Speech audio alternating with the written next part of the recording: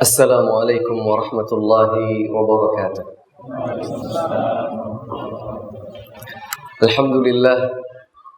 Alhamdulillahilladzi hadana lihada wa ma kunna linahtadiya laula an hadana Allah. Wa ashhadu an la ilaha illallah wahdahu la syarika lah. Wa ashhadu anna Muhammadan abduhu wa rasuluhu amma ba'd.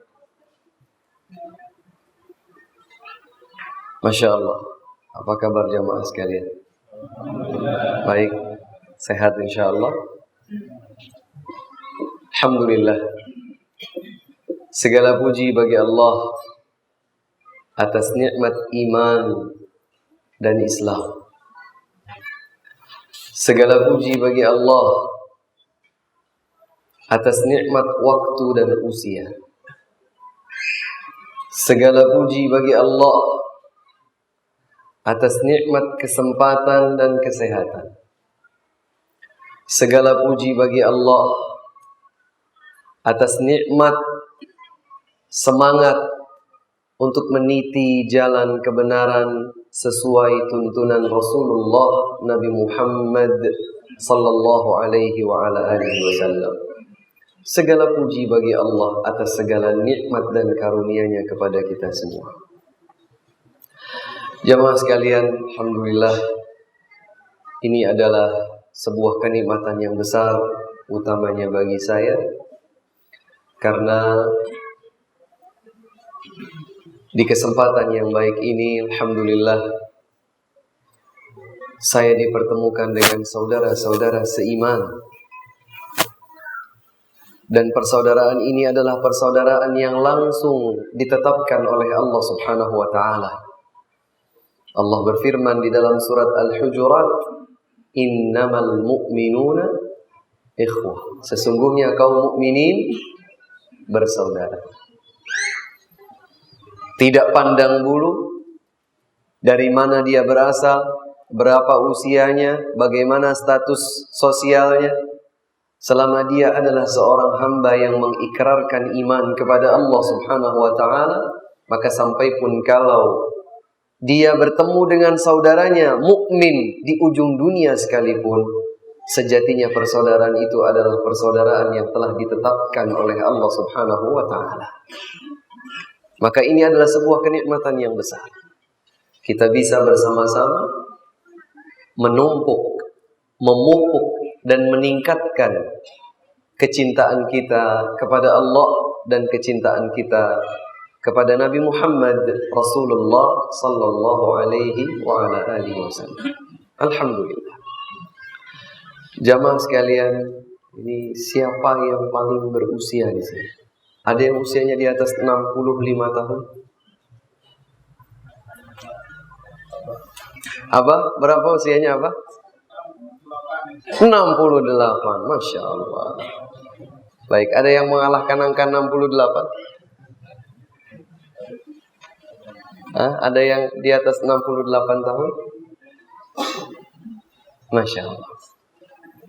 68. Rekor yang diambil oleh Abah. Ya. Sebagaimana Rasulullah sallallahu alaihi wasallam pernah bersabda, "Khairukum man tala umruhu wa hasuna amaluhu." Sebaik-baik kalian adalah yang panjang usianya namun baik amalnya. Semoga beliau, Abah, dan siapapun diberikan anugerah oleh Allah Subhanahu wa Ta'ala berupa usia panjang namun baik amalnya. Hadirin sekalian, kalau dulu di era 80-an kurang lebih, banyak orang bersenandung dengan sebuah syair yang salah satu di antara baitnya mengatakan, "Aku ingin hidup 1000 tahun lagi." Ada yang ingin hidup 1000 tahun lagi terhitung dari sekarang? Oh. Abah usianya paling 68 tahun. Adakah di antara kita yang ingin hidupnya bertambah dari sekarang 1000 tahun lagi? Ada yang mau? Ngerepotin. Kenapa tidak mau? Karena ngerepotin. Kalaulah ada yang mau, maka juga menarik pertanyaan, kenapa engkau mau hidup 1000 tahun lagi? Jamaah sekalian, salah satu di antara ketetapan Allah Subhanahu wa ta'ala di atas muka bumi ini, sepanjang dunia ini masih berlangsung, tidak ada satu makhluk hidup pun yang kekal dalam hidupnya. Suatu saat dia akan sampai kepada titik finish.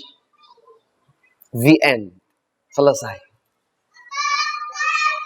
Tidak mungkin kemudian dia ingin memperpanjang waktunya manakala ajal tiba.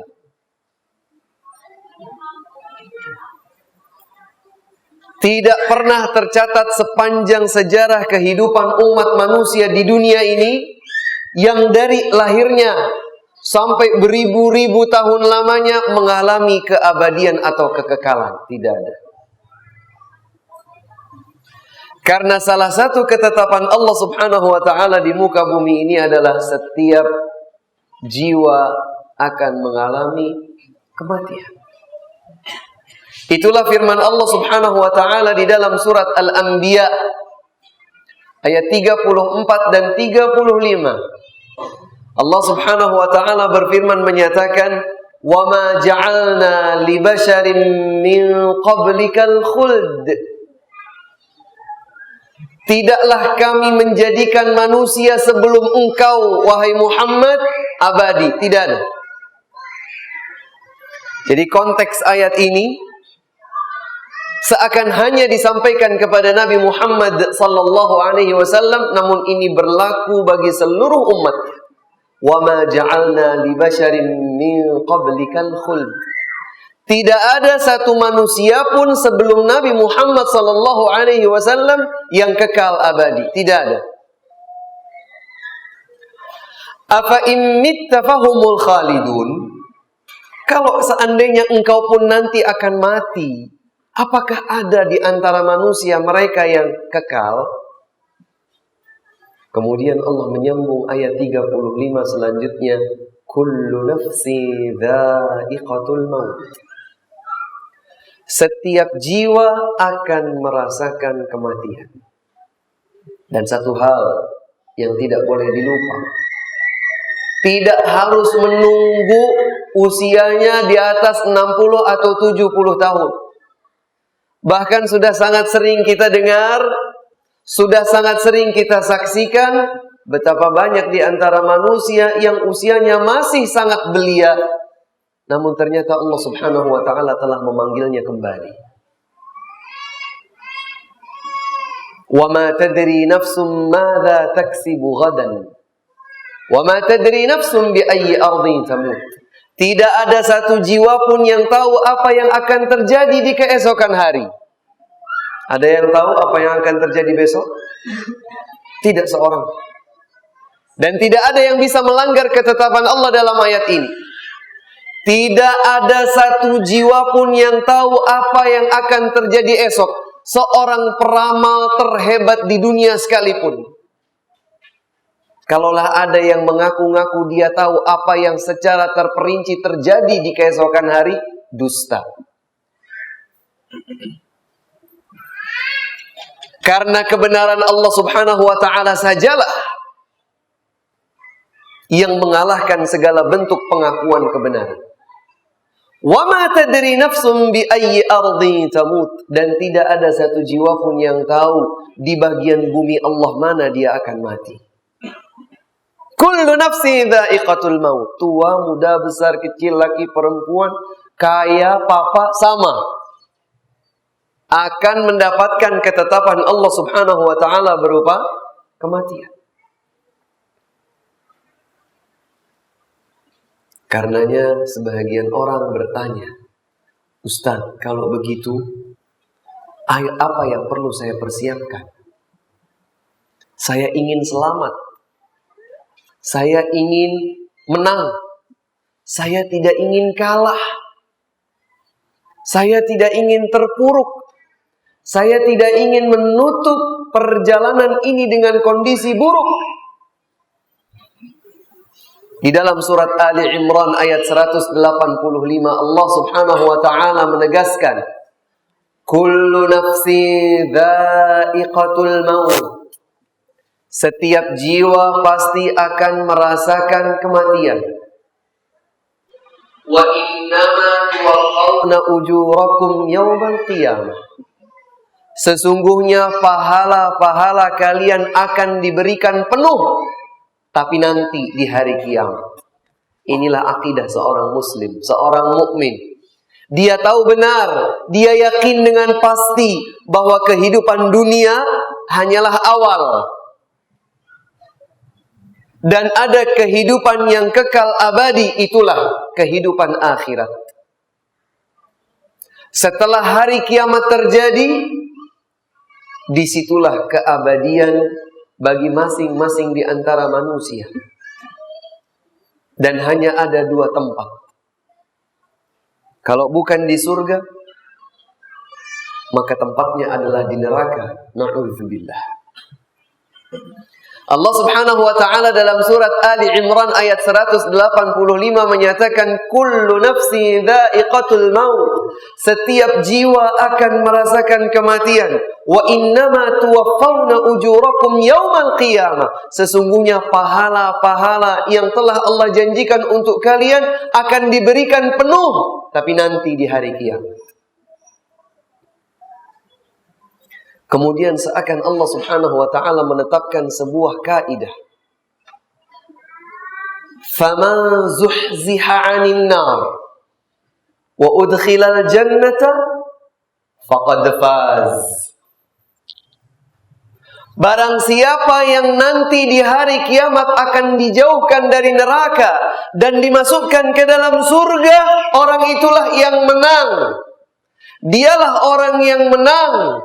Dialah orang yang mulia. Dialah orang yang selamat. Jadi kalau kita bertanya tentang kemenangan abadi, kemenangan hakiki, jawabannya adalah nanti pada hari kiamat, saat penentuan di manakah tempat seorang hamba. Apakah ia akan berada di dalam surga ataukah ia akan berakhir di neraka. Yang dijauhkan dari neraka dan dimasukkan ke dalam surga, dialah orang yang menang. Kemudian Allah Subhanahu wa taala menggariskan, "Wamal hayatud dunya illa mata'ul ghurur." Tidaklah kehidupan dunia kecuali perhiasan bersenang-senang yang menipu. Dunia ini hanyalah tempat untuk bersenang-senang, namun sayangnya menipu. Kenapa disebut menipu? Karena tidak kekal. Sesuatu yang tidak kekal, maka pasti akan berakhir dengan sesuatu yang berbeda. Kalau sesuatu itu kekal, dia enak, baik, maka namanya kekal, berarti enak dan baik terus. Tapi kalau tidak kekal, sekarang enak, sekarang baik, pasti ada titik habisnya. Maka Allah menyatakan mata'ul ghurur. Tidaklah kehidupan dunia ini kecuali perhiasan yang menipu. Karenanya hadirin sekalian rahimakumullah, seenak, seenjoy, senyaman apapun kehidupan kita di dunia, demi Allah,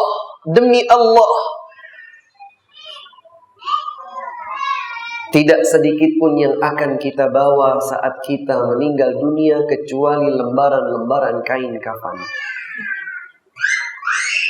Pernah nggak kita mendengar ada seseorang yang meninggal dunia kemudian dibuatkan liang lahatnya itu sebesar ukuran rumahnya dimasukkan sekaligus?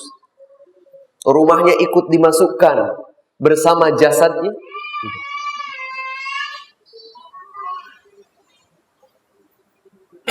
Dimasukkan hartanya ikut bareng-bareng sama dia, duitnya, dolarnya, mobilnya, semua harta bendanya dimasukkan. bahkan seorang kafir sekalipun. Tidak lebih dari sesuatu yang seukuran terbatas saja. Seorang mukmin yakin bahwa setelah kehidupan dunia ada kehidupan berikutnya. Ada hari kebangkitan. Dibangkitkannya seluruh manusia dari kondisi matinya. Apakah matinya itu dikuburkan seperti umumnya manusia? Apakah kemudian dia itu tenggelam di lautan, ataukah terbakar oleh api, ataukah terkoyak-koyak dimakan binatang buas? Yang dalam kondisi mati pasti akan bisa dibangkitkan oleh Allah Subhanahu wa taala. Wa dzalika 'ala Allah yasir, dan itu adalah sesuatu yang mudah bagi Allah. Setelah dibangkitkan lantas apa? Dikumpulkan di padang mahsyar, datanglah hisab, perhitungan. Ada penimbangan, dan itulah yang sering kita dengar ketika imam membaca surat Al-Qari'ah. Insyaallah jamaah sekalian sudah hafal surat Al-Qari'ah. Allah Subhanahu wa taala berfirman, a'udzu billahi minasy syaithanir rajim. Bismillahirrahmanirrahim. Al-Qari'ah. Mal Qari'ah? Wa ma adraka mal Qari'ah? Yauma yakunu an-nasu kal farashil mabthuth wa takunu al-jibalu kal 'ihnil manfush. Kemudian apa kata Allah berikutnya? Fa amma ma thaqulat mawazinu fahuwa fi 'ishatir radiyah. Adapun seorang hamba yang timbangan amal kebaikannya berat, maka dia akan berada pada kehidupan yang enak, kehidupan yang nyaman, kehidupan yang diridhoinya.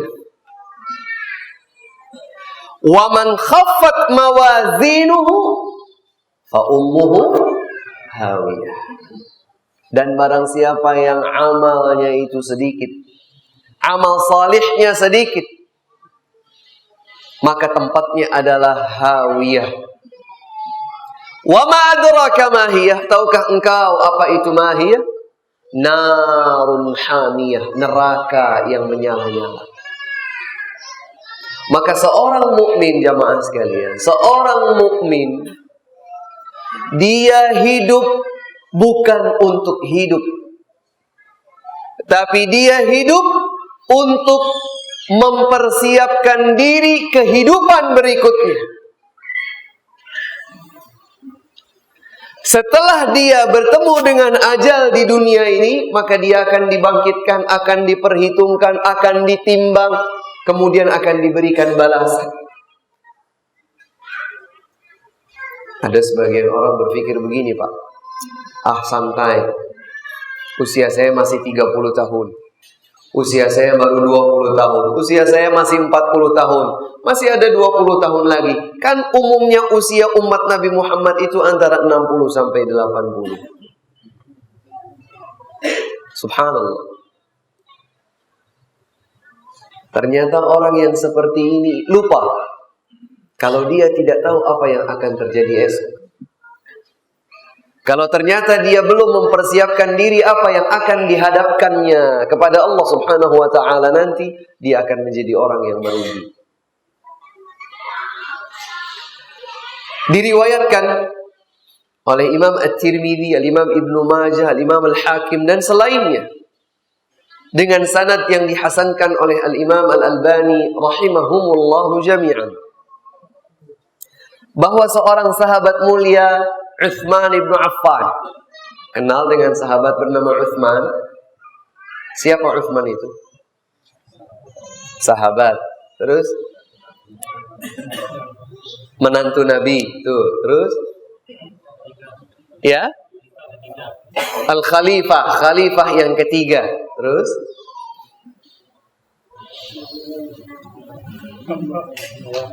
sudah hanya 3 item yang kita tahu tentang Utsman.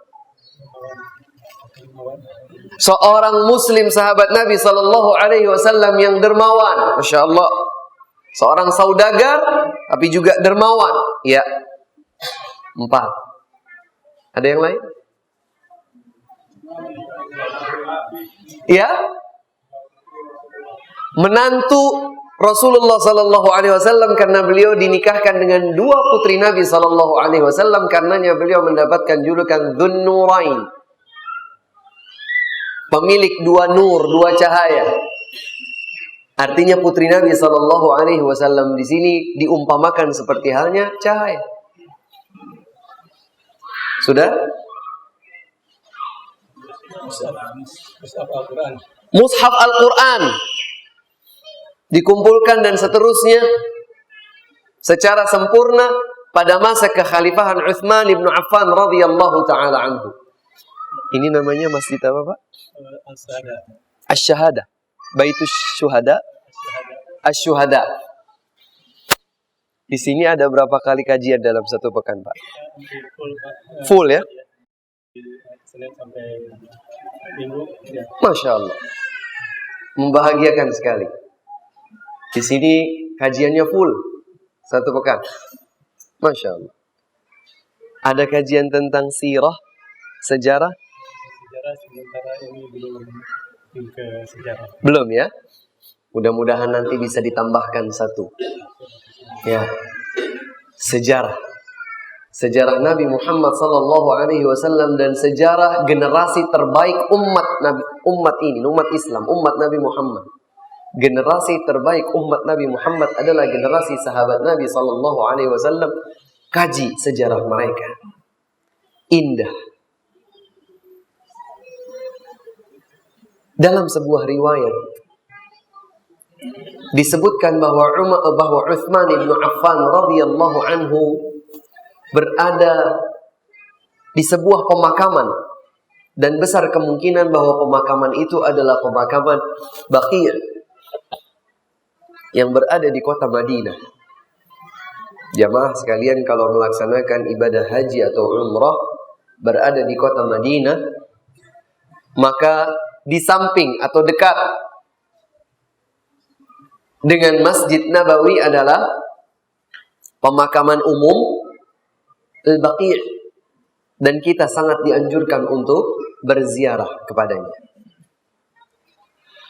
Utsman bin Affan radhiyallahu anhu berada di sebuah pemakaman, dan kemungkinan pemakaman itu adalah Baqi'. Kemudian beliau menangis. Beliau menangis.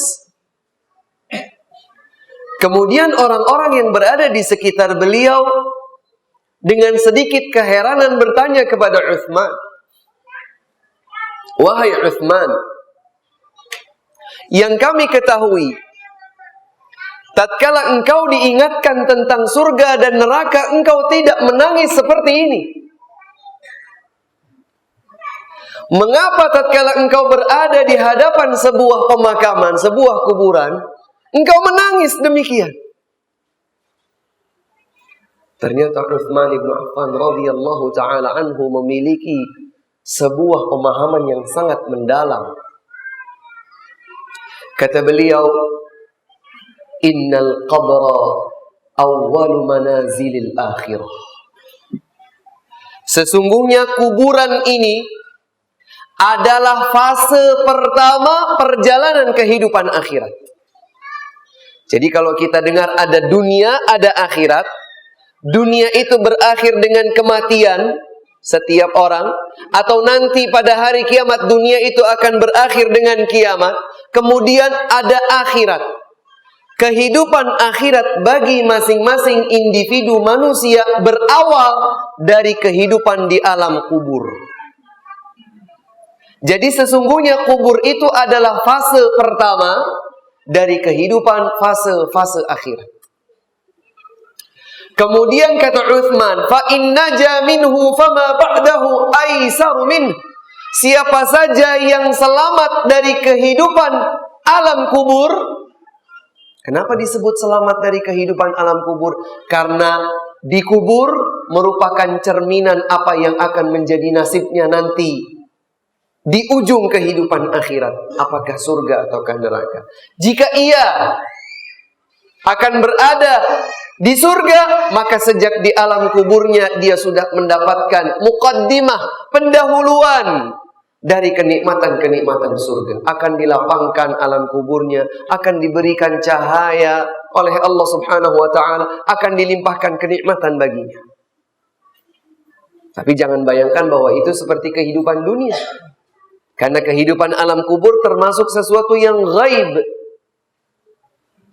Kita bisa membayangkan, tapi menyerupakannya dengan hakikat kehidupan dunia tidak bisa.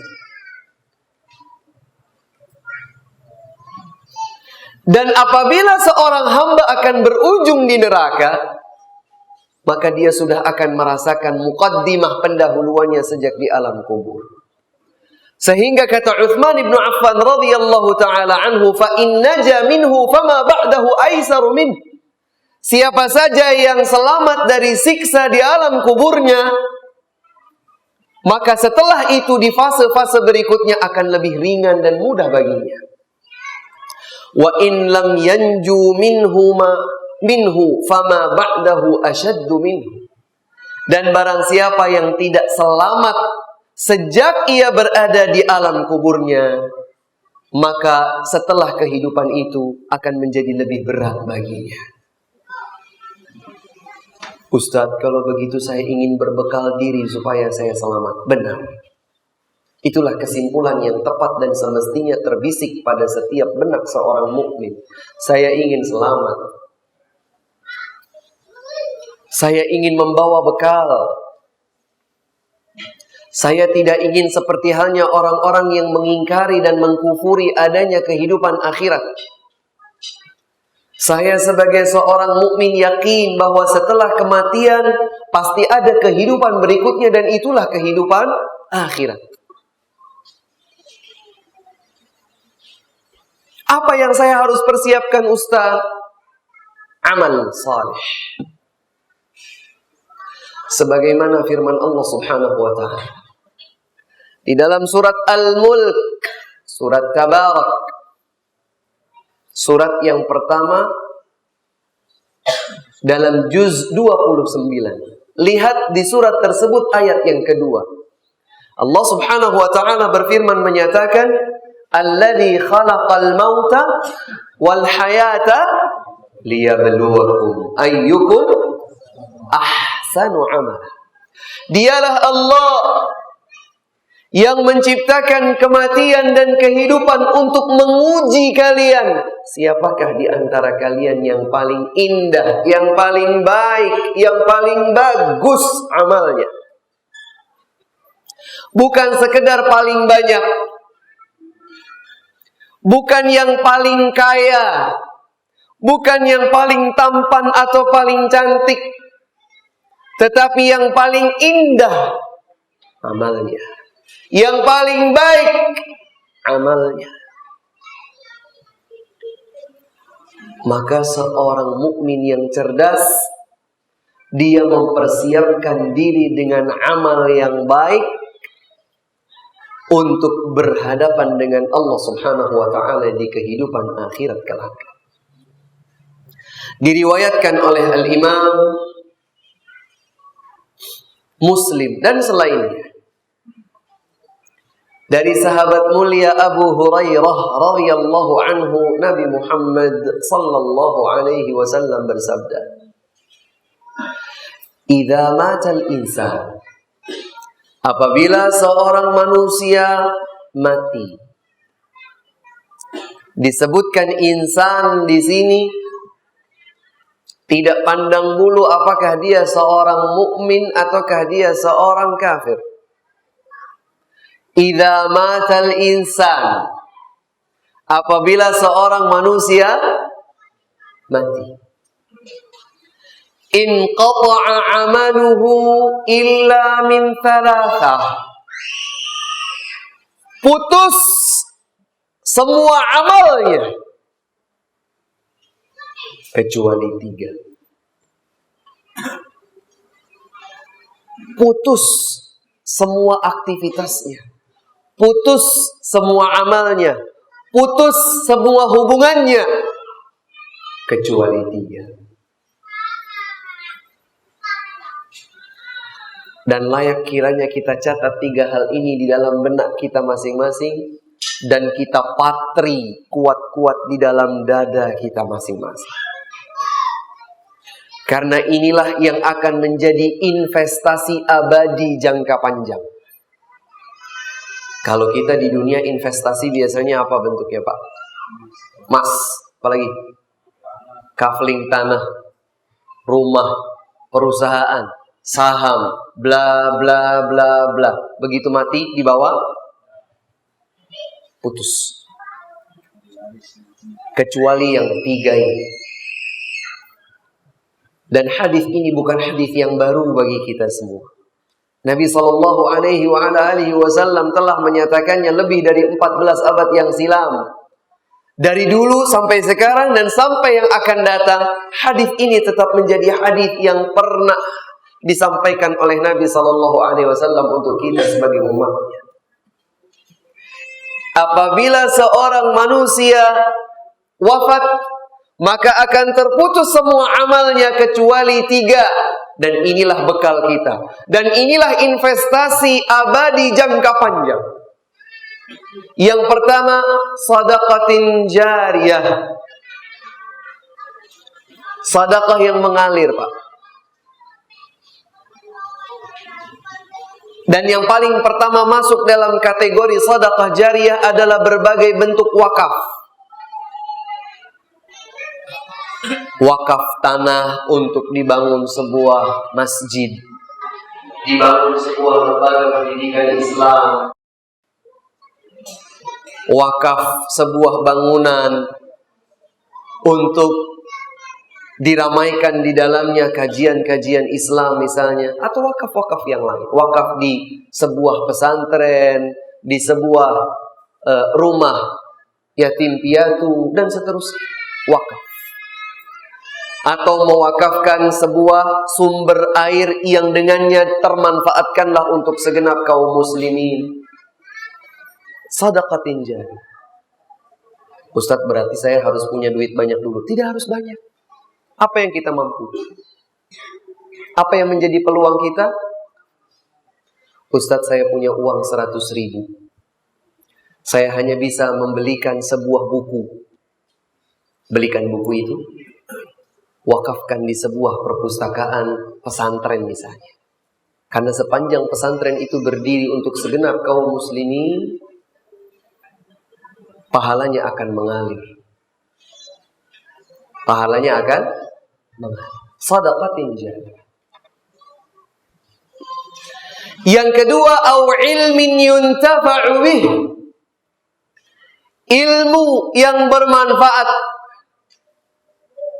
Ilmu yang berbuah amal, bukan ilmu yang dikumpulkan hanya sekedar menjadi wawasan, koleksi wawasan, tidak berbuah amal, bukan. Ilmu yang bermanfaat adalah ilmu yang akan berbuah amal. Ilmu yang diambil dari sumbernya, yaitu Al-Quran, yaitu al-hadis, dengan pemahaman lurus para sahabat Rasulullah sallallahu alaihi wasallam. Kalau bicara ilmu yang bermanfaat, seringkali kita ingat kepada anak-anak keturunan kita, Bapak. Kita sekarang berada di zaman luar biasa. Era semacam ini adalah era yang seringkali orang tua hanya bisa menggeleng-gelengkan kepala atau mengelus dada. Apalagi kalau kita sempat mendengar hadis Nabi SAW yang sahih, beliau pernah bersabda, "La ya'ti 'alaikum zamanun illa walladhi ba'dahu syarrun minhu hatta talqaw rabbakum." Tidak datang kepada kalian sebuah masa kecuali masa berikutnya akan lebih buruk dari masa tersebut. Terus itu akan terjadi sampai kalian berjumpa dengan Allah Subhanahu wa ta'ala. Artinya sampai hari kiamat. Berarti zaman sekarang ini lebih buruk dari zaman sebelumnya. Zaman yang akan datang lebih buruk dari zaman Bagaimana dengan anak-anak kita? Bagaimana dengan orang-orang yang kita cintai? Ilmin yuntafa'u bih. Ilmu yang menjadi bekal bagi mereka. Ilmu yang akan menjadikan langkah mereka benar. Ilmu yang akan menjadikan mereka semakin dekat kepada Allah Subhanahu wa ta'ala. Ilmu yang akan berbuah amal. Ilmu yang akan terbimbing oleh pelita Al-Quran dan pelita Al-Hadis. Dan ilmu tersebut berarti pastilah ilmu agama. Dan kalau sudah bicara tentang ilmu agama, subhanallahil azim, keutamaannya sangat dan sangat luar biasa. Sudah masuk waktu Isya, insyaallah kita lanjutkan setelah salat Isya. Wallahu taala a'lamu bis-shawab wa akhiru da'wana alhamdulillahi rabbil alamin. Bismillahirrahmanirrahim. Alhamdulillah wassalatu wassalamu ala Rasulillah, amma ba'd.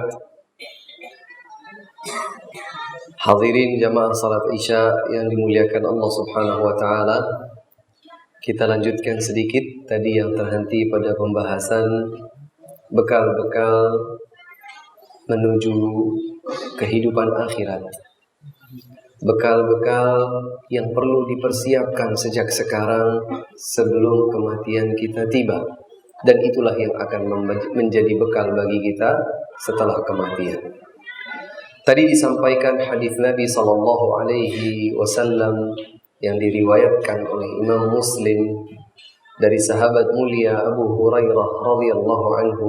Nabi bersabda, apabila seorang manusia wafat, maka akan terputuslah segala amalnya kecuali 3. Sedekah jariyah dan ilmu yang bermanfaat. Bapak dan Ibu sekalian, tentang ilmu, Imam Az-Zahabi rahimahullahu ta'ala pernah berkata, mendefinisikan ilmu. Apa sih ilmu itu? Kata beliau, al-ilmu qala Allahu qala rasuluhu qala as-sahabatu laisa bit-tamwih. Ilmu itu adalah Allah berfirman. Ilmu itu adalah Rasulullah sallallahu alaihi wasallam bersabda. Ilmu itu adalah para sahabat berkata. Maka kalau kita ingin belajar tentang ilmu agama, muaranya ada pada 3. Al-Quran, Al-Hadis, dan perkataan para sahabat Nabi Muhammad SAW. Mengapa para sahabat? Mengapa tidak orang-orang cendekia yang berada dari masa ke masa? Tidak. Karena di zaman para sahabatlah Al-Quran diturunkan. Dan di zaman para sahabatlah hadis-hadis disabdakan. Maka mereka adalah orang yang paling berilmu tentang maksud setiap ayat dan setiap hadis.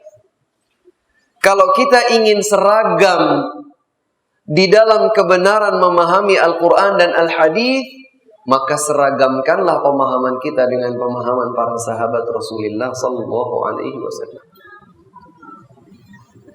Dan satu di antara 3 yang tidak akan terputus sampai pun setelah seseorang meninggal dunia adalah ilmu yang bermanfaat. Apa itu ilmu yang bermanfaat? Ilmu yang berbuah amal. Ilmu yang bersumber dari Al-Quran, dari Al-Hadis, dan pemahaman para sahabat Rasulullah sallallahu alaihi wasallam. Bekalilah putra-putri kita, anak keturunan kita dengan ilmu yang bermanfaat. Di dunia ini sudah sangat banyak sekali orang-orang yang berkecimpung dengan ilmu dunia. Dengan ilmu ekonomi, dengan ilmu politik, dengan ilmu dan seterusnya sosial, macam-macam. Tetapi di zaman di mana setiap pergeseran waktu, sangatlah berarti bagi putra-putri anak keturunan kita. Bekalilah mereka dengan ilmu yang bermanfaat. Karena dengan itulah mereka akan terbimbing langkah, sehingga langkah mereka menjadi benar. Karena ada pelita ilmu yang menyinari langkah mereka. Demikian pula dengan kita tentunya. Sangatlah naif kalau kita sebagai orang tua berharap agar anak-anak kita mendapatkan ilmu yang bermanfaat sementara kita tidak bersemangat untuk mendapatkannya. Maka ilmu yang bermanfaat, ilmu yang berkesinambungan manfaatnya dari waktu ke waktu, itulah satu di antara tiga yang tidak akan terputus. Dan yang ketiga adalah awaladin salihin yad'u lahu. Anak salih yang mendoakan kebaikan untuk kedua orang tuanya. Hadirin sekalian, mungkin kalau kita mendengar ini, kita memposisikan diri sebagai orang tua. Kita membayangkan anak-anak kita itu menjadi anak-anak yang salih dan salihah. Tapi ingatkah kita bahwa kita juga adalah anak bagi kedua orang tua kita? Kita adalah orang tua bagi anak-anak kita. Tapi kita juga adalah anak bagi kedua orang tua kita. Para ulama menjelaskan bahwa tatkala kita berharap anak-anak kita ingin menjadi anak yang salih dan salihah, yang kelak akan mendoakan kebaikan untuk kita, maka bentuklah diri kita terlebih dahulu sebagai anak-anak yang salih dan salihah untuk kedua orang tua kita. Fakama tadinu tudan, sebagaimana engkau berbuat, engkau akan mendapatkan balasan yang serupa. Allah berfirman, wa hal jazaa'ul ihsani illal ihsan. Dan tidak ada balasan bagi sebuah kebaikan kecuali kebaikan. Anak salih yang berdoa kebaikan untuk kedua orang tuanya. Dia tidak hanya salih, tetapi juga dia tergerak hati untuk mendoakan kebaikan untuk orang tuanya. Dan ini tidaklah mungkin terbentuk kecuali dengan ilmu bermanfaat di poin kedua tadi. Sulit terbayangkan seorang anak akan menjadi anak yang salih dan salihah tatkala mereka tidak mendapatkan bekal ilmu yang bermuara dari Al-Quran dan Al-Hadis tadi. Oleh karena itu, kita ingin berpikir panjang. Karena kita sudah yakin bahwa kita akan berakhir dengan ajal. Dan kita juga yakin bahwa setelah kematian kita akan ada fase-fase kehidupan akhirat selanjutnya. Maka kita berpikir untuk mempersiapkan diri. Apa yang akan kita persiapkan di kemudian hari? Sebagaimana firman Allah Subhanahu wa taala dalam surat Al-Hasyr ayat 18, dan ayat ini pun sering dibacakan oleh imam dalam salat. Ya ayyuhalladzina amanu, wahai orang-orang yang beriman, ittaqullah, bertakwalah kalian kepada Allah. Wal tanzur nafsum ma qaddamat lighad, dan hendaklah setiap jiwa melihat apa yang akan dipersiapkan, ditampilkan di hari esok. Tidak sedikit pun dari catatan amal kita yang akan terluput. Kita mungkin lupa, Pak.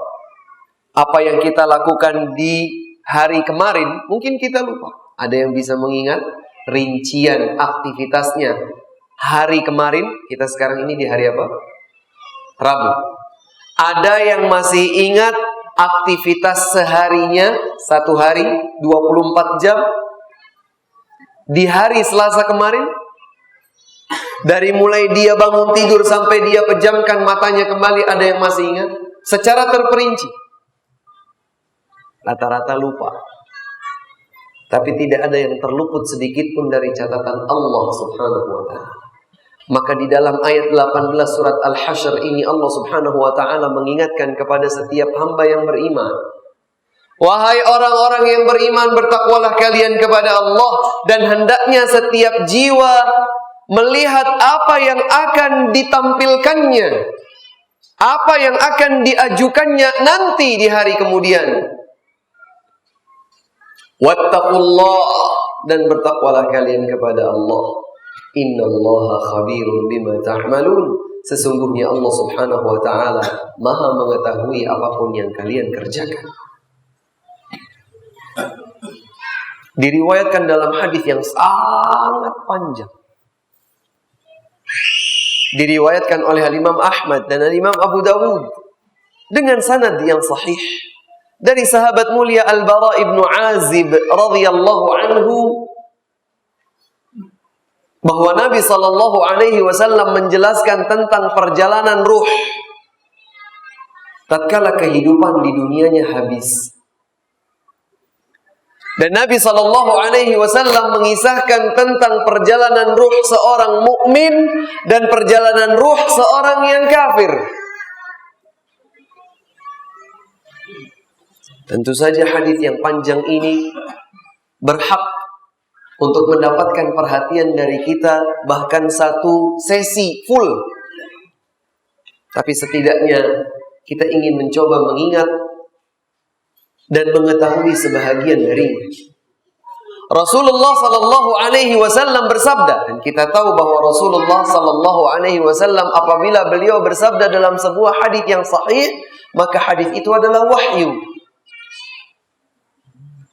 Sebagaimana firman Allah dalam surat An-Najm, "Wa ma yantiqu 'anil hawa in huwa illa wahyun yuha." Tidaklah Muhammad berucap dari hawa nafsunya. Yang beliau sampaikan tidak lain dan tidak bukan adalah wahyu yang Allah turunkan kepadanya. Maka apabila sebuah hadis terbukti diriwayatkan dalam sebuah riwayat sanad yang sahih yang dapat dipertanggungjawabkan validitas keabsahannya, maka itu adalah wahyu. Nabi menceritakan, seorang hamba yang mukmin apabila dia akan berakhir dari kehidupan dunia dan akan berawal dalam kehidupan akhirat, artinya dia sudah akan dijemput oleh ajal dan mulai akan memasuki kehidupan akhirat, dimulai dari fase-fase satu dengan fase yang berikutnya. Nazala ilaihi minas sama'i malaikatun bidul wujuh. Akan turun kepadanya para malaikat yang wajahnya putih bersinar. Ini seorang mukmin, Pak. Saking putih dan bersinarnya seakan-akan wajah mereka itu adalah mentari, matahari. Dan mereka membawa kain kafan dari surga, sebagaimana mereka membawa minyak wangi dari surga. Mereka pun duduk di hadapan dirinya, di hadapan hamba mukmin tadi, maddal basar, sepanjang matanya memandang. Kalaulah kemudian ada pertanyaan, benar nggak sih seseorang yang akan meninggal dunia itu dia merasa? Boleh jadi. Hadis ini menceritakan saat-saat menjelang nyawa seorang hamba mukmin, ruhnya diambil, akan didatangi oleh para malaikat dengan wajah yang bersinar terang seperti halnya matahari. Mereka membawa kain kafan dan minyak-minyak wangi dari surga. Mereka semua duduk di hadapan pandangannya sepanjang matanya memandang. Kemudian barulah datang malaikat maut yang duduk di atas kepalanya. Kemudian malaikat maut itu akan berkata, "Ya ayyatuhan nafsu thayyibah." Wahai jiwa yang baik, keluarlah engkau menuju ampunan Allah Subhanahu wa taala, menuju ridha Allah Subhanahu wa taala. Sampai di sini Siapa yang menyampaikannya? Siapa yang menyampaikan hal ini? Rasulullah sallallahu alaihi wasallam. Adakah beliau berdusta? Tidak. Beliau tidak berdusta. Maka setelah dipanggil oleh malaikat maut untuk jiwa, ruh seorang hamba yang beriman ini keluar menuju ampunan Allah, menuju ridha Allah, fatakhruj, maka keluarlah ruhnya. Kama takhrujul qatratu min fiyyis siqa. Seperti keluarnya setetes air dari mulut teko. Bayangkan bahwa kita ada sebuah teko dan dia ada mulutnya. Tuangkanlah air, tumpahkan dari mulut teko itu. Sulit atau mudah? Sulitkah tetesan air itu menetes dari mulut teko? Tidak.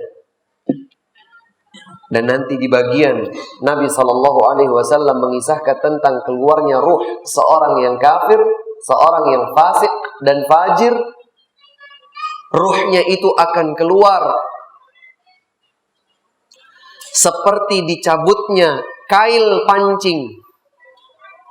Besi yang bengkok, kail pancing. Jika ia berada dan tertumpuk di bawah kapas yang basah dengan air. Bagaimana kail itu akan dicabut? Mudah atau susah? Sangat susah. Kembali kepada ruh seorang hamba mukmin. Dia akan keluar seperti keluarnya tetesan air dari mulut sebuah teko. Kemudian segenap malaikat yang ada di hadapannya tadi tidak meninggalkan ruh itu terombang-ambing. Mereka langsung mengambilnya dan mereka langsung menempatkan di atas kafan dengan harum semerbak. Sebagaimana tadi dibawa oleh para malaikat minyak wangi dari surga. Tidak sekejap mata pun ruh yang beriman ini dibiarkan begitu saja. Akan diperhatikan dengan seksama. Maka para malaikat akan memanggil namanya dengan nama terbaik yang pernah dipanggil untuknya di dunia. Dan keluar pula dari tubuhnya bau wangi yang lebih wangi dari minyak wangi terwangi di dunia. Kemudian para malaikat itu akan menggiringnya menuju langit terdekat, yaitu langit dunia ini. Tidak harus diminta, akan dibuka dan disambut dengan sukacita. Berbeda dengan seorang yang kafir, seorang yang menutup hayatnya dengan kondisi kesyirikan. La tufattahu lahum abwabus sama' wa la yadkhuluna al-jannata hatta yalijal jamalu fi sammil khiyat. Orang yang meninggal dunia dalam kondisi kafir dan syiriknya, maka dia tidak akan mendapatkan bahwa pintu-pintu langit dibuka. Tidak akan. Ini korelasinya dengan hadis ini. Seorang mukmin akan dibukakan pintu dunia ini, pintu langit dunia ini, sampai langit yang ketujuh, dengan sukacita oleh para malaikat penunggu. Berbeda dengan seorang yang kafir, seorang yang meninggal dunia dalam kondisi kesyirikan dan kekafirannya. Dia tidak beriman kepada Allah, dia tidak beriman kepada Rasulullah sallallahu alaihi wasallam, maka tidak akan dibukakan pintu-pintu langit dan tidak pula akan masuk surga sampai seekor onta bisa masuk ke dalam lubang jarum. Sebuah analogi dengan arti mustahil. Bayangkanlah seekor onta bisa masuk ke lubang jarum. Bisa? Jangankan seekor onta, jari kita pun tidak bisa masuk ke lubang jarum. Seseorang kemudian berfilosofi, oh bisa Ustaz, kalau jarumnya itu besar. Kalau memang ada jarum itu besar yang lubangnya bisa dimasukin oleh seekor onta, jarum itu jarumnya siapa dan digunakan untuk apa? Kalau ada jarum yang besar dan lubangnya besar, sehingga seekor onta bisa masuk ke dalam lubang jarum itu, sehingga tidak lagi menjadi mustahil. Pertanyaan berikutnya adalah, itu jarumnya siapa dan digunakan untuk apa jarum itu? Tidak umum, namanya jarum kecil. Lubangnya pun kecil. Dan menjadi mustahil seekor onta bisa masuk ke dalam lubang jarum. Seperti mustahilnya seekor onta masuk ke lubang jarum, mustahil pula jiwa yang kafir dan musyrik disambut oleh para malaikat di langit, apalagi akan masuk surga. Mustahil. Kita lanjutkan perjalanan ruh yang baik tadi. Langit, pintu langit dunia pun dibuka. Maka para malaikat akan bertanya-tanya, siapa ini, siapa? Siapa ruh jiwa yang mengeluarkan bau harum ini? Siapa dia? Maka disebutkanlah bahwa fulan ibnu fulan dengan sebaik-baik nama yang dulu dipanggil dengan nama tersebut dirinya di dunia. Maka segenap penjaga pintu langit dunia ini pun akan mengiringnya menuju pintu langit berikutnya. Terus demikian sampai pintu langit yang ketujuh.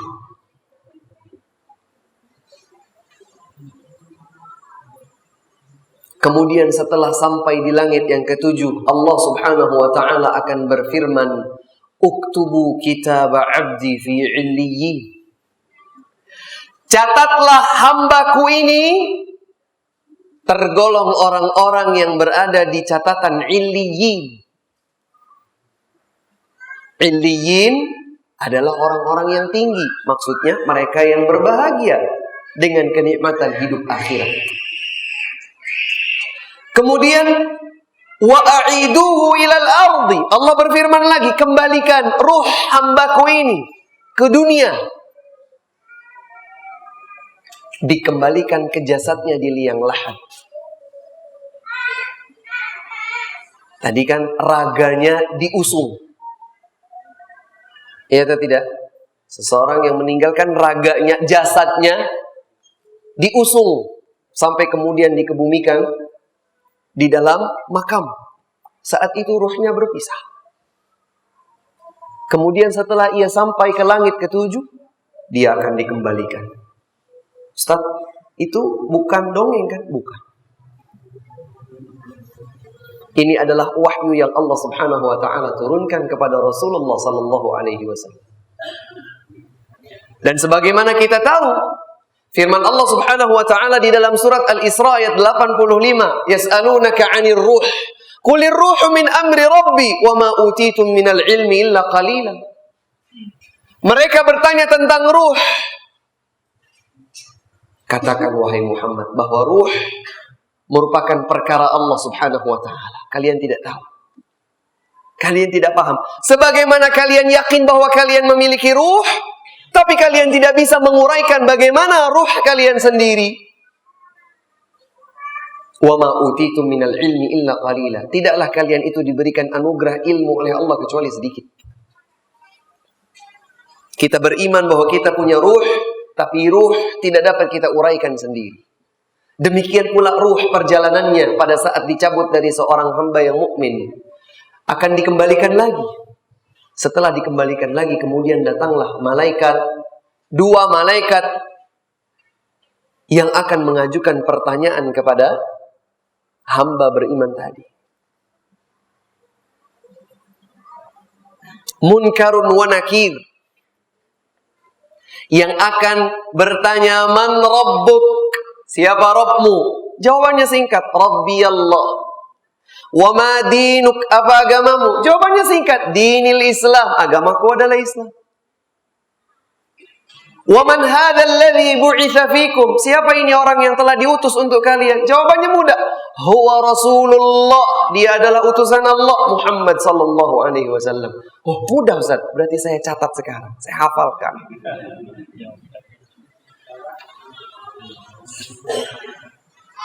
Jawaban dari 3 pertanyaan yang akan diajukan oleh malaikat di alam kubur. Gampang Pak, gak usah kita. Anak-anak kita usia TK pun akan hafal. Man rabbuk? Rabbi Allah. Wa ma dinuk? Dinil Islam. Wa man hadzal ladzi bu'itsa fikum? Man rasuluk? Rasuli Muhammad sallallahu alaihi wasallam. Udah. Tapi nanti bukan lisan kita yang menjawab. Bukan lisan kita yang menjawab. Karenanya Allah Subhanahu wa taala berfirman di dalam surat Ibrahim ayat 27, "Yuthabbitullahu alladhina amanu bil qawli tsabiti fil hayatid dunya wa fil akhirah." Allah Subhanahu wa ta'ala yang akan meneguhkan ucapan kalian di kehidupan dunia dengan la ilaha illallah, dan Allah pula yang akan meneguhkan ucapan kalian nanti di kehidupan akhirat. Siapa kalian yang dimaksud di sini? Alladzina amanu, orang-orang yang beriman. Maka jangan terlalu pede kita bahwa kita ini nanti akan baik-baik saja. Belum tentu. Siapa yang bisa menjamin bahwa dirinya pasti husnul khatimah? Ada yang bisa menjamin? Tidak ada, Pak. Nabi kita, Nabi Muhammad sallallahu alaihi wasallam, manusia terbaik yang pernah hidup di atas muka bumi ini saja. Manusia yang paling dicintai oleh Allah, yang dari beliaulah diajukan syafaat kepada manusia di hari kiamat kelak. Bahkan beliaulah manusia yang akan pertama kali masuk surga Allah Subhanahu wa ta'ala. Bagi beliaulah pintu surga pertama kali dibuka. Doa yang paling banyak beliau panjatkan adalah, Ya muqallibal qulub, tsabbit qalbi ala dinik. Ya Allah yang membolak-balikan hati, teguhkan hatiku di atas agamamu. Ketika malaikat bertanya, Man rabbuk? Yang menjawab bukan lisan kita. Lantas apa yang menjawab, Ustaz? Iman, amal. Bagaimana bentuknya, Ustaz? Tidak bisa dibayangkan. Karena kehidupan akhirat yang berawal dari alam kubur adalah kehidupan yang sama sekali tidak sama, tidak serupa dengan kehidupan dunia. Kalau kita di kehidupan dunia ditanya Man rabbuk, sederhana. Rabbi Allah, lisan dengan lisan. Tapi di kehidupan akhirat yang berawal dari alam kubur, sudah kaitannya dengan ruh, kita tidak tahu bagaimana rincian kejadiannya. Tapi kita beriman karena Nabi SAW menyatakannya. Setelah ia bisa menjawab dengan jawaban yang benar, dengan jawaban yang diridhai oleh Allah Subhanahu wa ta'ala, maka akan ada penyeru yang berseru dari arah langit, An sadaqa abdi, dan penyeru itu adalah Allah Subhanahu wa ta'ala. Allah akan berseru, Sadaqa abdi, hambaku itu sudah benar. Fa'afrishuhu minal jannah, hamparkan untuknya kenikmatan surga. Wa albisuhu minal jannah, pakaikan untuknya pakaian dari surga. Waftahu lahu baban ilal jannah, dan bukakan untuknya pintu menuju surga. Sebagaimana di awal tadi disebutkan, ketika seseorang itu beriman dan meninggal dunia dalam kondisi iman, Allah ridha kepadanya. Maka sejak di kehidupan alam barzakh, sebagaimana nanti tempatnya adalah di surga, dia sudah akan merasakan kenikmatan surga sejak berada di alam kubur. Dia akan mendapat hamparan kenikmatan surga, pakaiannya pun sudah berpakaian dari surga, dan sudah dibukakan baginya pintu. Nanti darinya lah dia masuk ke dalam surga. Kemudian akan muncul seseorang dengan wajah yang sangat elok, dengan pakaian yang sangat menawan, dan dengan aroma harum yang sangat wangi, datang menemui hamba mukmin ini. Kemudian yang elok dan menawan ini akan berkata, Abshir billadhi yasurruk, hadha yawmuka alladhi kunta tu'ad. Aku akan membawa kabar gembira untukmu. Inilah hari yang telah dijanjikan untukmu karena kebaikan yang telah engkau lakukan sebelumnya. Maka hamba yang beriman ini bertanya-tanya, siapa engkau? Man ant? Siapa engkau? Kok wajahmu demikian elok dan menawan? Pakaianmu, harum baumu, sedemikian indah. Kemudian orang ini pun berkata, ana amaluka salih. Aku adalah wujud dari amalmu yang salih dulu. Subhanallah. Maka kalau ingin berbekalkan dengan amal. Amal yang salih, segenap perbuatan yang diridhai oleh Allah Subhanahu wa taala. Dan sebagaimana disabdakan oleh Nabi sallallahu alaihi wasallam, badiru bil a'mali fitanan. Bersegeralah kalian dengan beramal sebelum datang masa-masa fitnah, masa-masa petaka. Yusbihur rajulu mu'minan wa yumsi kafiran. Di pagi hari seseorang mukmin, namun di sore hari dia berubah menjadi kafir. Di sore hari dia menjadi mukmin, di keesokan hari ia telah berubah menjadi kafir. Why? Kenapa? Bagaimana mungkin itu terjadi? Yabi'u dinahu bi'aradhin minad dunya. Ia jual agamanya untuk secuil dari kenikmatan dunia. Na'udzubillah. Allah masih kasih kita iman. Allah masih menganugerahkan kepada kita kesehatan, usia, kesempatan, kekuatan. Manfaatkanlah itu. Sebelum waktu yang tidak kita ketahui, ajal akan datang dan ruh pun akan melayang. Kemudian berjalanlah perjalanan kehidupan akhirat. Semoga Allah Subhanahu wa taala menjadikan kita sebagai hamba-hamba yang pandai memanfaatkan kesempatan ini untuk berbekal diri. Berbekal diri sebelum nanti pada masanya kita akan berhadapan di hadapan Allah Subhanahu wa taala untuk mempertanggungjawabkan semua yang telah kita lakukan.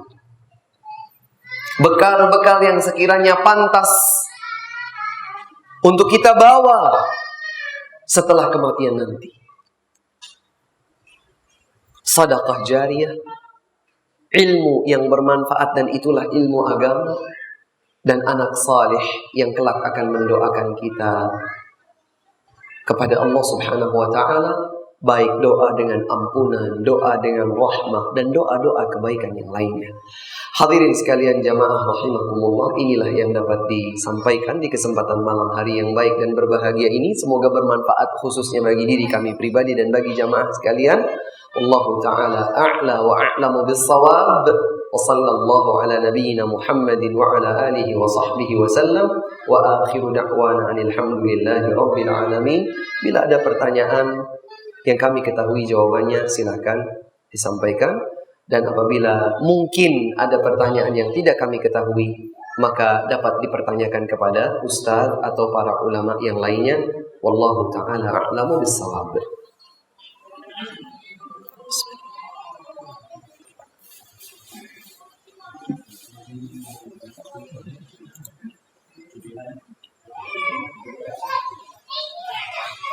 Nampaknya tidak ada pertanyaan. Oh, ada pertanyaan. Silakan. Bapak muadzin tadi ya? Masya Allah. Silakan. Waalaikumsalam warahmatullahi wabarakatuh.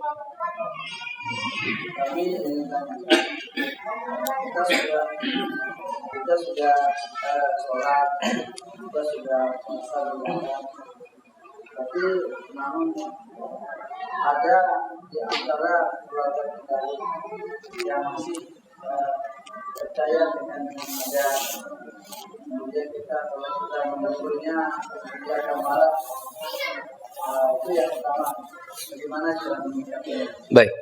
Kemudian masalah di Bali, kita selalu habis mengajar kita berdialog dengan orang-orang kafir, guru, tapi kita tidak berbicara hal-hal yang ideal. Kita sedang luar biasa. Apakah itu termasuk tidak bisa keimanan selama kita dengan orang kafir? Nah, jadi Itu kami tanyakan. Terima kasih. Wassalamualaikum warahmatullahi wabarakatuh. Waalaikumsalam warahmatullahi wabarakatuh. Masya Allah. Menarik sekali pertanyaannya Bapak. Jazakumullahu khairan.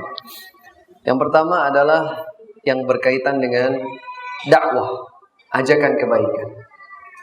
Ketika seseorang bersyukur kepada Allah, alhamdulillah, semakin waktu semakin baik, ya, kualitas salat meningkat,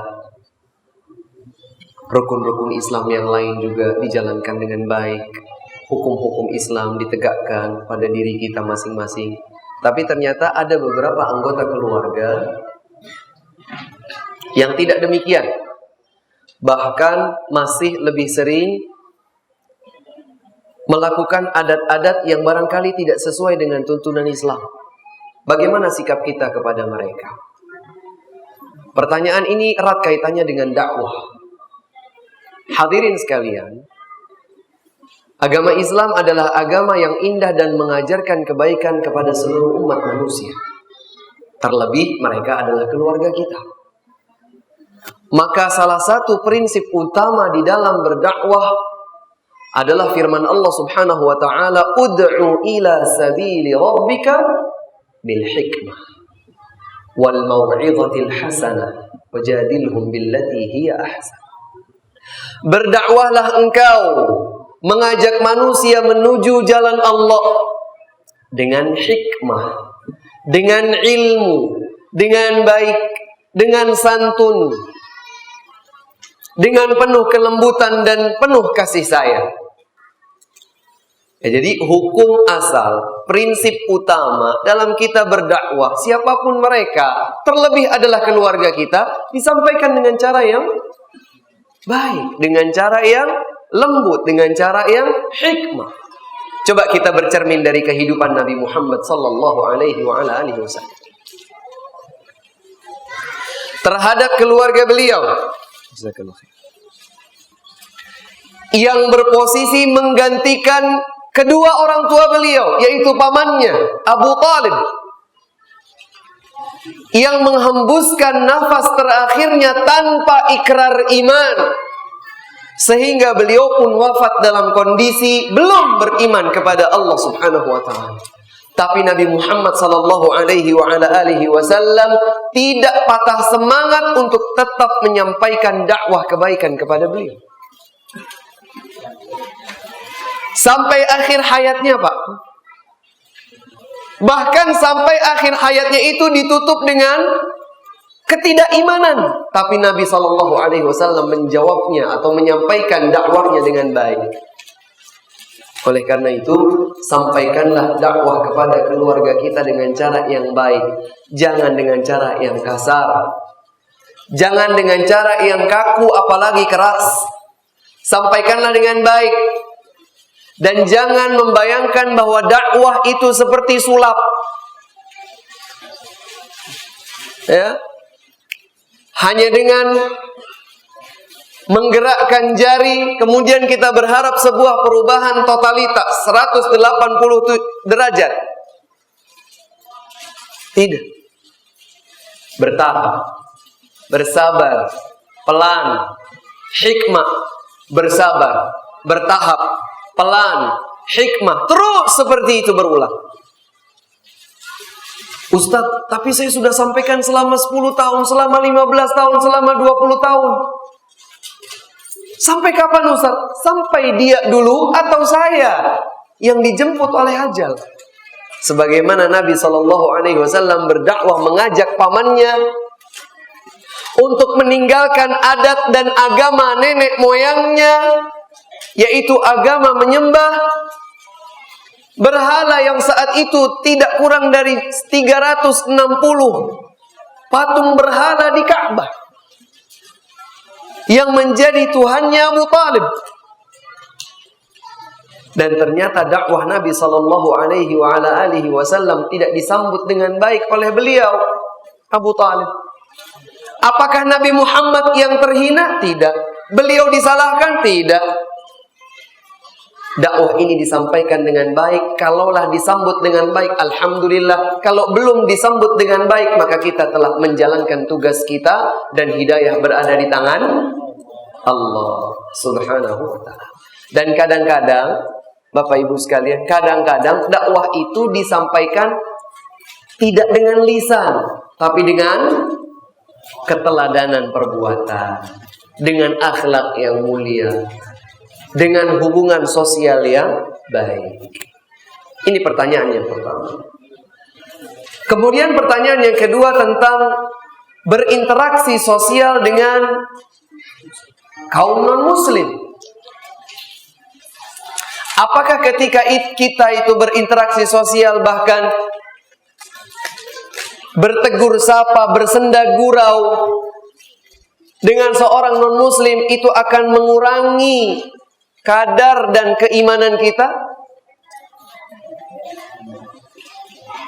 Yang pertama, hukum asal berinteraksi sosial dengan seorang non-muslim atau dengan kaum non-muslim boleh, mubah hukumnya. Saya ulangi. Hukum asal berinteraksi dengan kaum non-muslim hukumnya mubah, boleh. Dan itulah yang dilakukan oleh Nabi Muhammad sallallahu alaihi wasallam. Beliau berinteraksi dengan orang-orang Yahudi. Beliau berinteraksi dengan kaum musyrikin. Tapi memang ada SOP-nya, Pak. Ada standar operasional prosedurnya. Kita berinteraksi sosial, tapi tidak boleh kemudian sampai kita mencintai seorang non-muslim seperti halnya cinta kita kepada seorang muslim. Ya, kita berinteraksi sosial. Bahkan mungkin kita berniaga dengan seorang non-muslim, tidak masalah. Bahkan Nabi SAW menggadaikan baju besi beliau, baju perang beliau kepada seorang Yahudi. Bahkan Nabi SAW meninggal dunia dalam kondisi baju besi beliau masih tergadaikan pada diri seorang Yahudi. Menunjukkan bahwa kita boleh berinteraksi sosial, bahkan berniaga, barter, melakukan hubungan gadai seperti ini bahkan dengan seorang non-muslim sekalipun. Namun sekali lagi ada standar operasional prosedurnya. Apa di antaranya, Ustadz? Salah satunya adalah kita tidak boleh mencintai seorang non-muslim seperti cinta kita kepada seorang muslim.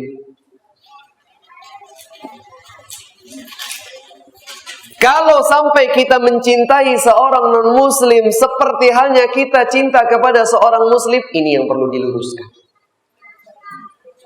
Cinta kita tetap kepada seorang muslim.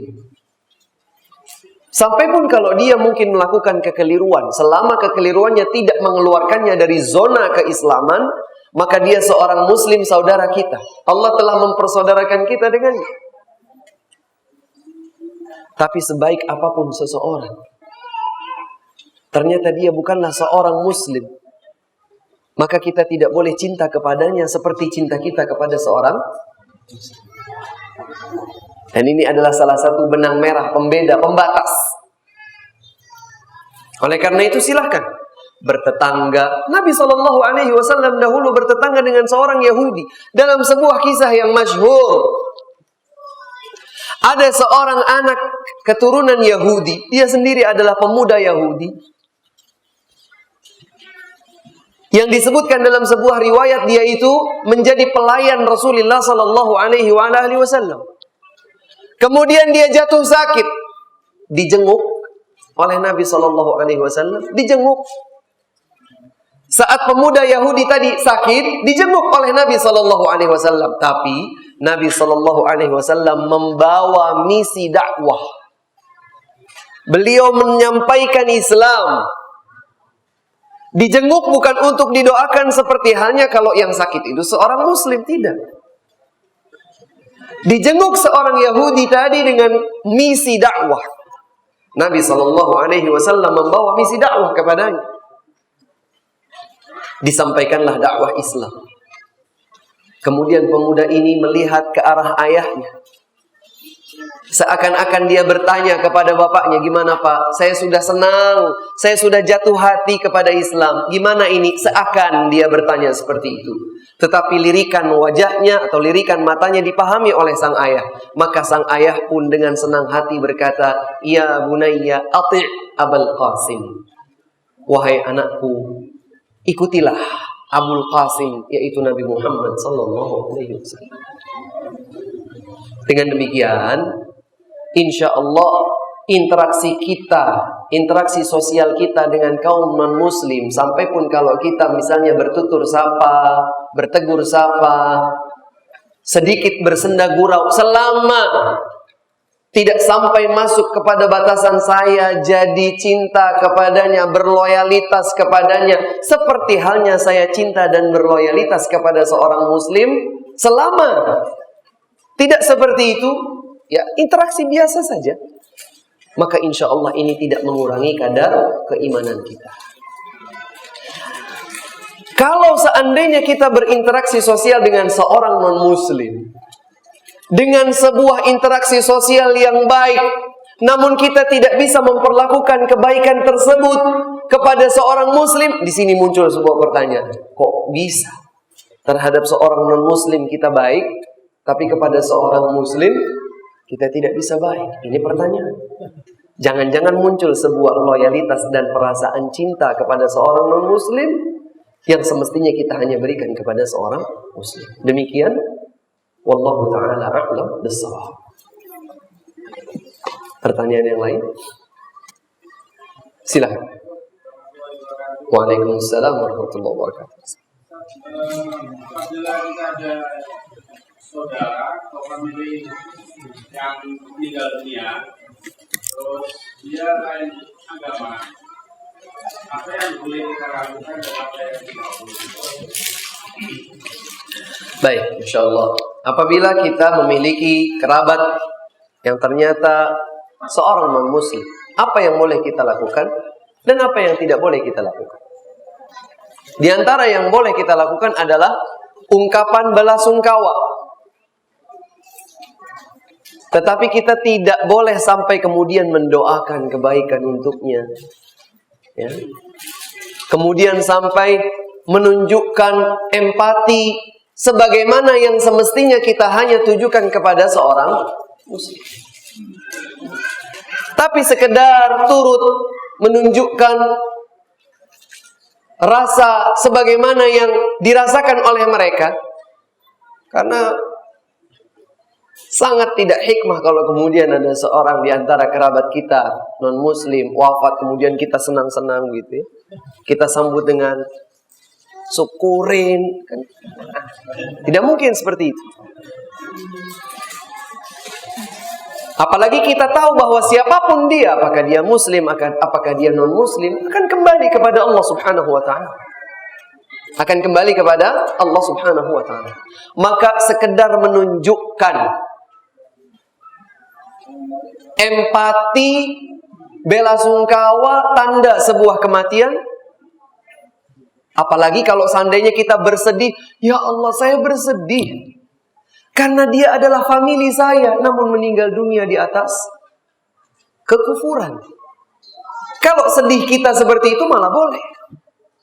Tapi kalau kemudian kita mengucapkan doa, nah ini tidak boleh. Tidak boleh bagi seorang muslim mendoakan kebaikan, memohonkan ampun bagi seseorang yang meninggal dunia dalam kondisi non-muslim, sampai pun kalau dia adalah saudara kita. Bagaimana dengan hal-hal lain, perayaan-perayaan terkait dengan kematiannya? Ya tidak usah kita ikuti. Tapi sampaikanlah dengan baik, ya. Sampaikanlah dengan baik. Jadikanlah setiap bagian dari perjalanan hidup kita ini adalah keteladanan dan dakwah mulia buat orang yang belum dapat hidayah. Saya titip kepada saudara-saudara saya di sini. Jadikanlah setiap sendi kehidupan kita bernilai dakwah kepada orang-orang yang belum mendapatkan hidayah. cintailah diri kita dengan cara meminta kepada Allah, ya Allah, jadikan saya pintu kebaikan bagi orang lain. Jadikan saya penyebab hidayah yang Engkau turunkan bagi orang yang belum dapat hidayah. Karena agama Islam ini adalah agama untuk seluruh semesta alam. Maka sampai pun seseorang yang masih musyrik, yang masih non-muslim, mereka berhak untuk mendapatkan sentuhan dakwah. Dan berharaplah kepada Allah bahwa kita menjadi perantara hidayah bagi orang yang belum dapat hidayah. Nabi bersabda, la an yahdiyallahu bika rajulan wahidan khairun laka min humurin na'am. Allah memberikan hidayah kepada seseorang melalui dirimu. Seseorang mendapatkan hidayah dari Allah melalui dirimu, maka bagimu kebaikan lebih baik daripada onta merah. Humrun na'am, onta merah, itu bukan hanya sekedar onta yang kulitnya cenderung berwarna merah, tapi onta merah itu adalah jenis onta termahal sampai saat ini. Sampai saat ini, sampai zaman sekarang, kalau kita menyebutkan humrun na'am di negeri-negeri di sana banyak onta, maka humrun na'am adalah onta terbaik yang sangat mahal harganya. Kata Nabi SAW, engkau menjadi perantara seseorang mendapatkan hidayah dari Allah Subhanahu wa Ta'ala, itu lebih baik bagimu daripada onta merah. Seakan-akan Nabi SAW memberikan motivasi besar. Jadilah engkau sebab orang lain mendapatkan hidayah. Sehingga sekali lagi saya berpesan kepada saudara-saudara di sini, kepada jamaah sekalian, sebagai seorang hamba yang telah mendapatkan nikmat Islam, nikmat iman, nikmat sunnah, alhamdulillah, maka jadikanlah setiap sendi kehidupan kita itu adalah peluang dakwah yang sampai kepada orang lain, sehingga mereka bisa melihat keindahan Islam, sehingga mereka bisa menaruh empati kepada Islam, simpati kepada Islam, sehingga suatu saat nanti mereka akan masuk ke dalam Islam, mendapatkan hidayah iman dari Allah Subhanahu wa Ta'ala. Demikian, wallahu ta'ala alam. Kita coba angkat beberapa pertanyaan dari yang tertulis.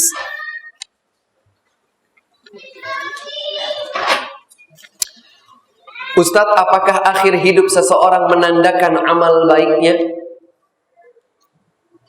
Salah satu indikator, ya. Dan Nabi Muhammad SAW bersabda, innamal a'malu bil khawatim. Sesungguhnya salah satu barometer amal adalah yang ujung, penghujungnya.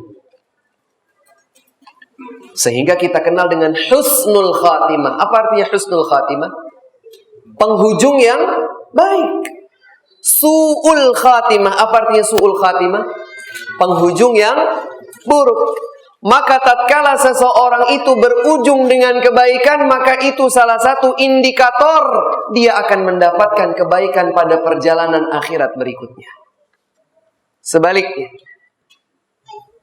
sebaik apapun seseorang, ternyata jelang ajalnya dia berbuat kesyirikan atau dia berbuat kemaksiatan dan dia menutup hayatnya dalam kondisi kesyirikan dan kedurhakaannya kepada Allah, pertanda bahwa dia akan mendapatkan nasib buruk nanti di kehidupan akhirat. Sebagaimana hadis yang dibawakan oleh Abu Abdurrahman Abdullah ibn Mas'ud radhiyallahu taala anhu, diriwayatkan oleh Al-Bukhari dan Muslim. Nabi bersabda, "Innal 'abda la ya'malu bi'amali ahli al-jannah hatta ma yakuna bainahu wa bainaha illa dhira' fa yasbiqu 'alayhi al-kitab fa ya'malu bi'amali ahli an-nar fa yadkhuluha wa innal 'abda la ya'malu bi'amali ahli an-nar hatta ma yakuna bainahu wa bainaha illa dhira' fa yasbiqu 'alayhi al-kitab fa ya'malu bi'amali ahli al-jannati fa yadkhuluha." Artinya, seorang hamba terus berbuat baik, perbuatannya penduduk surga, perbuatannya penghuni surga, baik, sampai-sampai tidak berjarak antara dirinya dengan surga kecuali satu hasta saja. Ternyata kemudian ketetapan takdir Allah Subhanahu wa ta'ala menyebabkan dia melakukan satu perbuatan yang dilakukan oleh penghuni neraka. Kemudian ia pun tutup usia dalam kondisi seperti itu, maka dia berhak untuk masuk ke dalam neraka terlebih dahulu. Sebaliknya, seseorang yang berbuat dengan perbuatan penghuni neraka terus-menerus, sehingga tidak berjarak antara dirinya dengan neraka kecuali satu hasta saja. Ternyata ketetapan takdir berkata lain. Allah memberikan hidayah kepadanya dan dia beramal dengan amal penghuni surga, dan ia tutup usia dalam kondisi seperti itu, maka dia pun akan masuk ke dalam surga. Makanya hadirin sekalian, kita tidak boleh menjustifikasi seseorang dengan surga dan neraka, tidak boleh. Kecuali yang telah Allah subhanahu wa ta'ala dan Rasulnya tetapkan dalam Al-Quran dan hadis. Seperti kaum munafikin di zaman Nabi. Kaum munafikin di zaman Nabi pasti masuk neraka. Para sahabat Nabi SAW pasti masuk surga. Justifikasi yang pasti. Kenapa? Karena telah diwahyukan justifikasi itu oleh Allah subhanahu wa ta'ala dan Rasul. Adapun selain itu, kita tidak boleh berkata, fulan neraka tempatnya, fulan surga tempatnya. Tidak boleh. Kecuali kalau yang kita ungkapkan begini, fulan, Masya Allah, dia beriman, beramal saleh. Jika fulan meninggal dunia dalam kondisi itu, insya Allah dia adalah penghuni surga. Boleh kita bilang. Atau seseorang, dia selalu berbuat kesyirikan, dia selalu durhaka kepada Allah. Jika ia meninggal dunia dalam kondisi itu, dia terancam masuk ke dalam siksa neraka Allah. Boleh. Karena kita tidak memastikan. Kita berkata jika. Oleh karena itu, seseorang bisa tertanda, bisa terindikasi baik manakala dia mengakhiri hayatnya dalam kondisi beramal dengan amalan yang baik. Wallahu a'lam bissawab.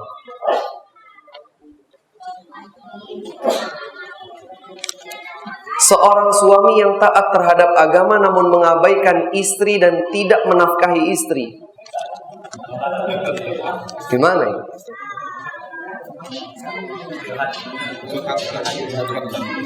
Curhat.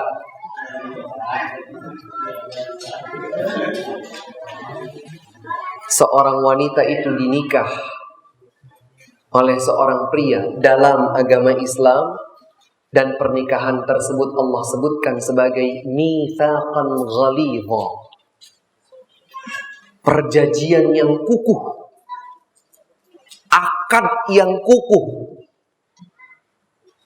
Bahkan Allah menyampaikan dalam redaksi perintah, wa'ashiruhunna bil ma'ruf, pergaulilah istri itu dengan cara yang baik. Sehingga tatkala seorang suami dekat dengan agama, baik amal agamanya, namun ia menyia-nyiakan istrinya, itu berarti dia baik hubungan dirinya dengan Allah, namun buruk hubungan dirinya dengan manusia. Ini tidak seimbang. Dan ada ancaman siksa menanti. Dikisahkan ada seorang wanita di zaman Nabi Muhammad SAW, kalau siang dalam kondisi puasa, kalau malam dalam kondisi tahajud. Bagus atau tidak wanita itu? Baik atau tidak kira-kira? Siang harinya puasa, malam harinya tahajud. Namun ditanyakan oleh salah seorang di antara sahabat, wahai Rasulullah, tapi para tetangga itu tidak betah sama dia. Kenapa? Mereka merasa tersakiti dengan lisannya. Kata Nabi SAW, la khaira fiha hiya finnar. Dia tidak baik. Dia terancam masuk neraka. Jadi kalau hubungan dirinya dengan Allah baik, hubungan dirinya dengan tetangganya tidak baik, terancam masuk neraka. Bagaimana kalau hubungan dirinya dengan Allah baik dan hubungan dengan orang terdekatnya yaitu istri tidak baik? Mana kira-kira yang lebih besar ancamannya? Yang tadi atau yang ini? Yang bahkan Allah Subhanahu wa ta'ala menetapkan kewajiban nafkah atas dirinya. Maka orang yang semacam ini harus diingatkan, ya, ditegur, diberikan nasihat dengan cara hikmah. Ya akhi, saudaraku, sesungguhnya Allah Subhanahu wa ta'ala telah menjodohkan engkau dengan istrimu dalam bingkai pernikahan yang Allah sebutkan mitsaqan ghalidha. Engkau wajib nafkah untuk istri dan anak-anakmu. Bicara tentang pasangan suami istri sebetulnya membutuhkan fikih khusus. Ada fikih khusus. Fikih sebelum menikah, fikih saat terjadi pernikahan, dan fikih tatkala mengarungi bahtera rumah tangga. Luas sekali fikihnya. Dan jangan bilang bahwa kita sudah selesai, Ustaz, saya sudah bisa mengarungi bahtera rumah tangga ini dengan baik. Belum. Terus belajar agar masing-masing dari kita tahu apa yang semestinya kita lakukan dan tahu apa yang mestinya kita hindarkan. Wallahu a'lam bishawab. Pertanyaan yang masih tertulis.